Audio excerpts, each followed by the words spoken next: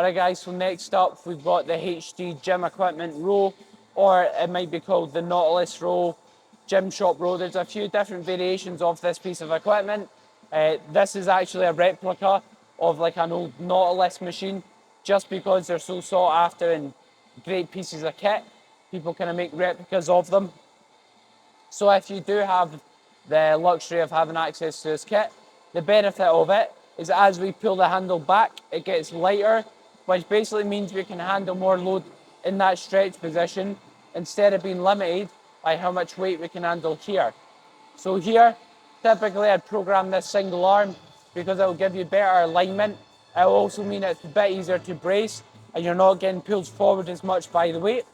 So here what we want to think about is first of all our foot position. So you want to place a working side foot forward to basically create a counter force. So in other words, stop us getting pulled and rotated round.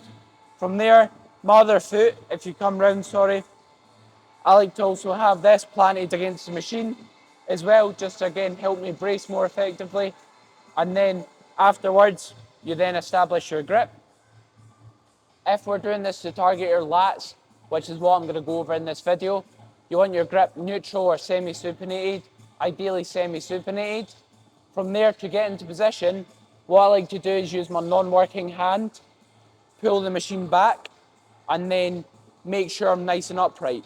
You don't want to lean back excessively, because what that does is basically cuts the amount of range you can get short when you're doing any sort of row variation. So what we want to do is make sure we've got our shoulder stacked roughly above our hip. From there, slight lean to the working side, just enough so that you can align yourself to drive your elbow to your hip. You don't want to do it excessively, but as you can see here, I can't quite get my elbow all the way into my hip. So slight lean into my working side allows me to do so. From there, what we're focusing on doing is driving your elbow towards your hip. And then from there, slowly lower and repeat that process. And what I'm actually focused on doing and like to focus on during back movements is when I'm doing it, keeping my chest proud, allowing my shoulder to stretch forward, and then as I pull back, thinking about bringing my chest forward and my elbow back. And then as I lower, thinking chest back, keeping it proud, but chest back and elbow forward.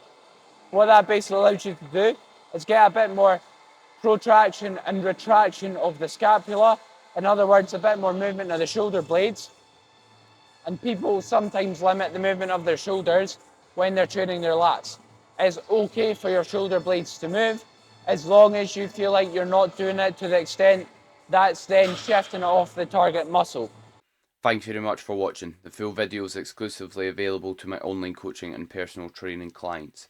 If you are interested in personal training or online coaching, feel free to inquire via the link in my bio, or simply drop me a message on any of my social media platforms, or give me an email for more information.